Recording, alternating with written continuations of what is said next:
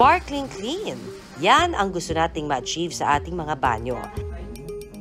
Pero papaano kung sa paglilinis mo, mapatakan ka ng peligro?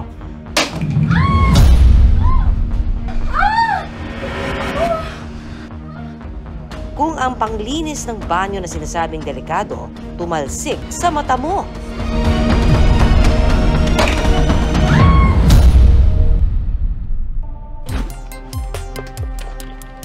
Masipag, matyaga at pursigido sa buhay.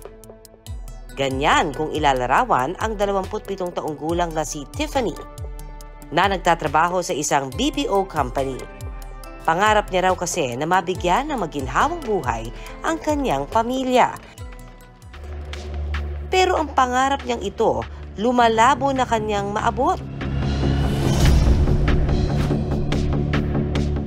Halos aninag na lamang daw kasi ang nakikita ng kanyang kanang mata.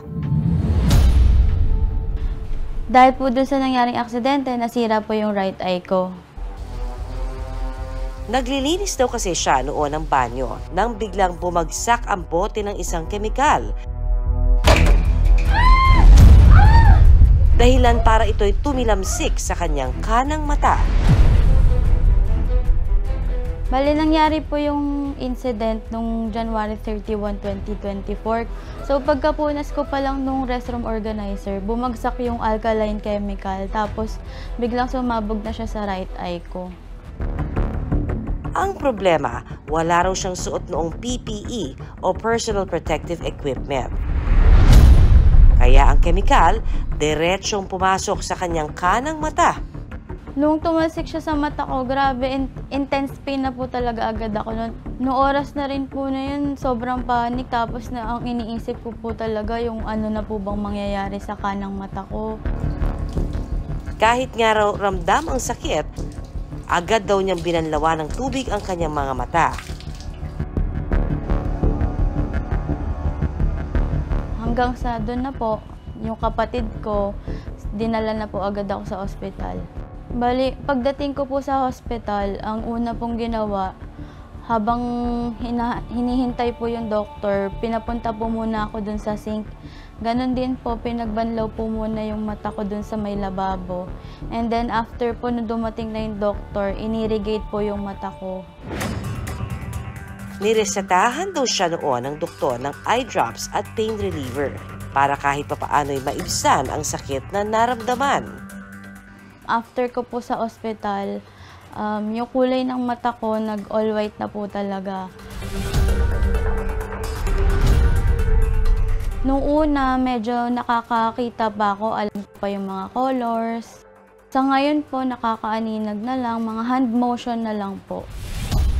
Ang chemical eye burn ay isa sa pinakamalala na emergency para sa mata. Kasi pag sinunog niya yung mata, kinakain niya to, nilulusaw niya yung parte na tinamaan niya at yung ilalim ay tuloy-tuloy na matutunaw kung mayroon pang mga natitirang kemikal. Ang ikinatakot pa ng dalaga, pwede raw itong makaapekto ng malala sa kanyang mata at magkaroon ng sakit gaya ng glaucoma at katarata. Ang mga parte ng mata mo na pwedeng ma-damage ng chemical burns. Unang-una yung sa labas, yung talukap ng mata mo, yung balat, yung mga pilik mata, yung pinaka-eyeball mo ay pwedeng ma-damage. Ayon sa eksperto, sa chemical eye burn, maaaring makaramdam ang pasyente ng pamumula at burning sensation. Unang-una maramdam mo masakit siya kaagad. At magluluha ka, lalabo ang paningin mo, medyo matinding pagluluha ang aabutin mo, at later on, nandoon yung pamimigat ng pakiramdam kasi tumataas ang presyon ng mata mo. Apektado raw pati ang trabaho ni Tiffany dahil sa aksidente. Dahil po sa accident na nangyari, nahinto po ako sa pagtatrabaho ngayon. Dahil nga po, patuloy po yung surgery sa mata ko. So, hindi po kayang makabalik po agad ako sa trabaho.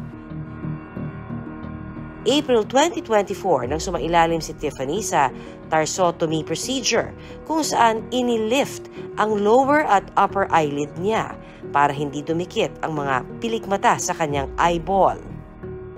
Inayos po yung eyelid ko, lower and upper lid, kasi po nadamay nga po yung eyelids ko kasi dumikit na po yung eyelashes sa cornea ko, gumagasgas po. At makalipas ang 2 buwan, sumailalim naman siya sa buccal mucosa, kung saan kumuha ng tissue mula sa kanyang labi para ilagay naman sa kanyang eyelid. Nung una, nilagyan po ng amnion graft, protection po sa cornea para hindi po mabutas. Inayos po ulit yung lower lid ko kasi after nung surgery ko sa eyelid talagang lumidikit pa rin po. Sakali namang aksidenteng mawisikan ng kemikal ang inyong mga mata, ayon sa eksperto, mainam daw na agad itong banlawan ng tubig. Immediately at pangmatagalan, hindi yun nabanlawan mo minsan, tapos na. 15 hanggang 20 minutos na tuloy-tuloy. Takpan ang apektadong mata ng malinis na gasa, tsaka dalhin ang biktima sa pinakamalapit na paggamutan.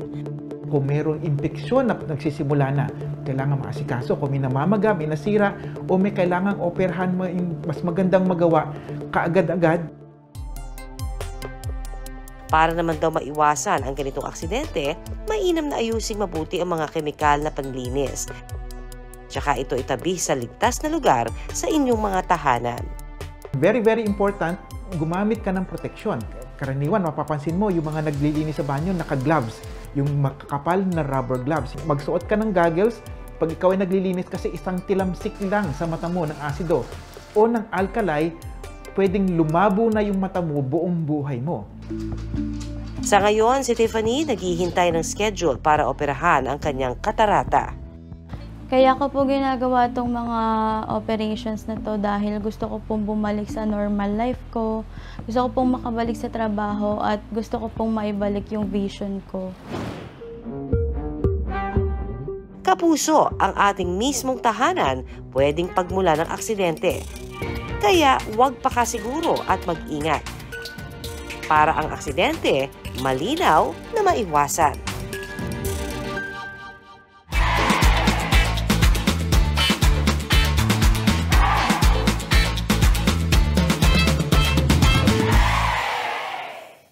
Maraming salamat sa pagtutok sa Pinoy MD. Para po sa iba pang kaalaman tungkol sa ating kalusugan, mag-subscribe na sa GMA Public Affairs YouTube channel. And of course, don't forget to hit the bell button for our latest updates.